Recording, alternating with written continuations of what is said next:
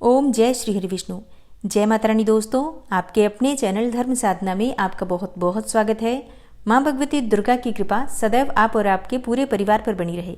दोस्तों, आज की वीडियो में आप जानेंगे कि होलाष्टक कब से प्रारंभ हो रहा है और कब समाप्त होगा।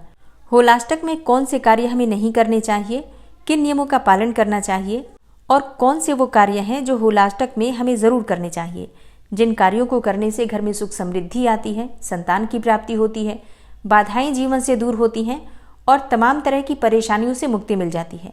घर में किसी प्रकार का तंत्र दोष हो, किसी प्रकार की बाधा हो, किसी का नजर दोष हो या किसी के किए कराए का प्रभाव हो, तो उसे दूर करने के लिए होलाष्टक में हमें क्या करना चाहिए, ये संपूर्ण जानकारी आपको आज की वीडियो में मैं शेयर करने वाली हूँ।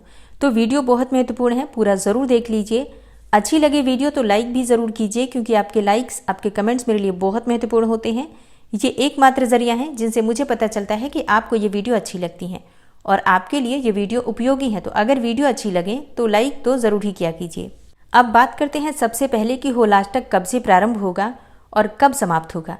अब बात करें होलाष्टक के बारे में, तो देखिए, ज्योतिष शास्त्र में ऐसा माना जाता है कि होलाष्टक में किसी भी प्रकार का शुभ कार्य नहीं करना चाहिए, क्योंकि जो ग्रह होते हैं सभी 9 ग्रह अशुभ अवस्था में होते हैं, अशुभ स्थिति में होते हैं और ग्रहों की स्थिति काफी उग्र होती है। तो ये 8 दिन होते हैं, होली से 8 दिन पहले तक का समय। तो साल 2025 में 7 मार्च 2025 से होलाष्टक का प्रारंभ होगा और होलाष्टक का समापन होगा 13 मार्च 2025 को होलिका दहन के साथ। तो 7 मार्च से 13 मार्च तक होलाष्टक है। शास्त्रों के अनुसार इस समय में अगर हम कोई भी शुभ कार्य करते हैं तो उस कार्य में बाधा आती है। तो साल 2025 में होली का पावन पर्व है 14 मार्च 2025 को, होलिका दहन 13 मार्च को है और होलाष्टक का प्रारंभ होगा 7 मार्च 2025 से। तो ऐसे में कुछ बातों का आपको ध्यान रखना चाहिए। देखिए, इतना तो आप सभी जानते हैं कि इस समय में किसी भी प्रकार का शुभ कार्य नहीं किया जाता है, मांगलिक कार्य नहीं किया जाता है। ये बातें तो सभी जानते हैं, लेकिन इसके अलावा कुछ और भी बहुत ज़रूरी चीज़ें होती हैं। अपनी रक्षा, अपनी खुद की सुरक्षा इस होलाष्टक के दिनों में किस प्रकार से की जाए, अपने परिवार की सुरक्षा किस प्रकार से की जाए, किन बातों का ध्यान रखा जाए जिससे कि किसी की भी बुरी नज़र से, किसी के भी किए कराए से बचा जा सके। क्योंकि देखिए, ये समय जितना अधिक प्रभावी होता है तांत्रिक क्रियाओं के लिए, उतना ही इस समय में ग्रहों की उग्रता भी होती है। तो ऐसे में नकारात्मक ऊर्जा बहुत अधिक हावी होती है, पूरे वातावरण में नकारात्मक ऊर्जा का प्रभाव बहुत अधिक होता है। तो ऐसे में बेवजह घर में कलह क्लेश का होना, बेवजह की बीमारियां बढ़ना या फिर दुर्घटना के शिकार हो जाएं, इस प्रकार की समस्याएं आम हो जाती हैं होलाष्टक के दिनों में। तो इसके लिए कुछ बातों का ध्यान रखना चाहिए जिससे कि हमारा परिवार सुरक्षित रहे। तो आज की वीडियो में मैं इसी बारे में बात करने वाली हूँ कि क्या आपको होलाष्टक के दिनों में करना चाहिए, जिससे कि आप पूरी तरह से सकारात्मक ऊर्जा के प्रभाव में रहें और किसी भी प्रकार की नकारात्मक ऊर्जा आपके घर में, आपके परिवार में प्रवेश न कर सके। देखिए, कुछ चीज़ें जो बिल्कुल भी आपको नहीं करनी चाहिए, जैसे कि होलाष्टक के दिनों में दूसरे का अन्न सेवन नहीं करना चाहिए। अब इसका मतलब ये नहीं है कि आप किसी के यहाँ नहीं खा सकते हैं, लेकिन हाँ, इतना प्रयास जरूर कीजिए कि आप जिन लोगों को जानते ना हो या जिनके ऊपर आपको भरोसा ना हो, ऐसे लोगों के यहाँ इस समय में, होलाष्टक के दिनों में कुछ भी खाने या पीने से बचिए। क्योंकि इस समय में कई लोग ऐसे भी होते हैं जो तंत्र क्रिया करते हैं और कुछ लोग तो प्रसाद के नाम पर भी कई चीज़ें ऐसी दे देते हैं जो आपके लिए परेशानी का कारण बन सकती हैं।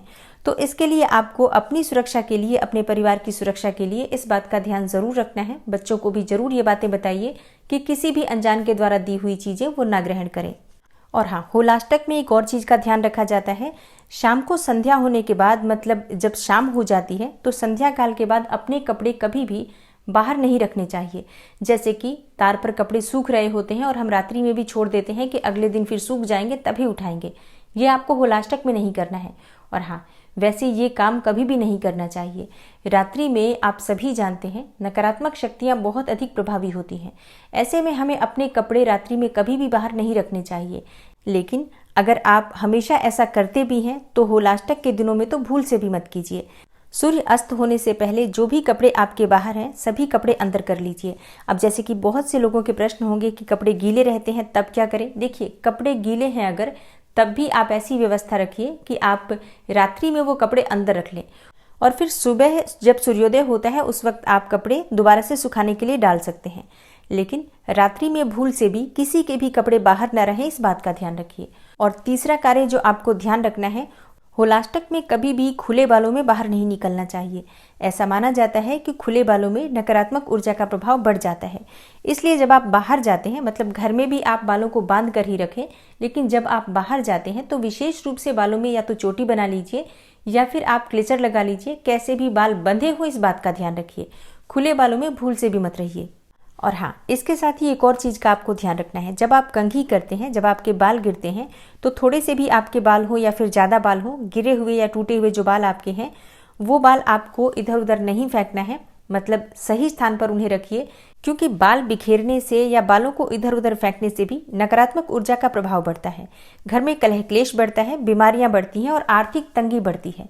तो बालों को सही स्थान पर रखें, मतलब जहां आप उन्हें फेंकते हैं इस बात का ध्यान जरूर रखें कि कहीं पर भी वो इधर उधर उड़ते हुए बिखरते हुए ना दिखाई दें। तो ये ऐसे कार्य हैं जो आपको होलाष्टक में नहीं करना है।